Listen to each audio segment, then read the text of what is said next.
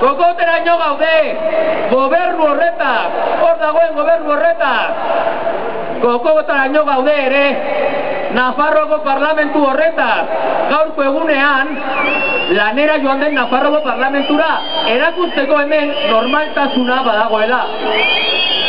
Hau zera erantzuna, plaza bat betea parlamentuaren aurrean.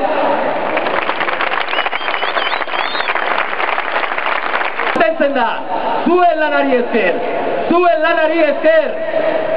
eta horri esker, eta horregatik diote beldurra aldaketari. Horregatik egiten dituzte itun politikoak eta itun sozialak eta horrelako akordio konposoak beldur direlako, beldur dira hemen bildu diren potentzialak.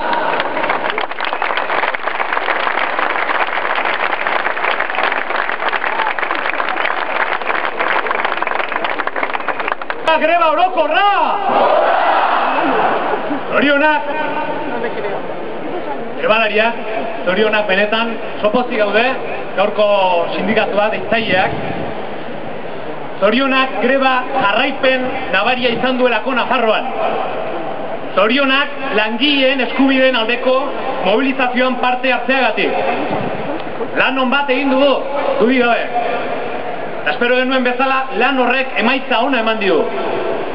Gure mezuak euskal gizartean eratuta daude. Langilok eraso bortitzak ari gara jasaten. Eta arasoi aurre egiteko greba orokorra irtenbide zuzena da. Hala da, bai.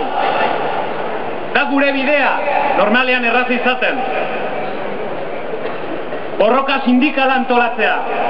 Ez da erraza. Baina beharrezkoa da. Beharrezkoa bai. Beste biderik ez daukagu gobernuek bakarrik utzi gaituztelako. Ez dituzte gure interesak defendatzen. Politikak kapitalaren mesedetan ari dira. Porrot egin dute. Politikak dira horiek. Porrot egin dutenak. Hala eta guztiz ere ez dituzte aldatu nahi. Zinda onartu? Zinda. Politika berdinekin jarraitzea. Ondo dakigu politikak aldatzen ez badira langilok ordainduko dugula krisia. Eta hori onartezina da.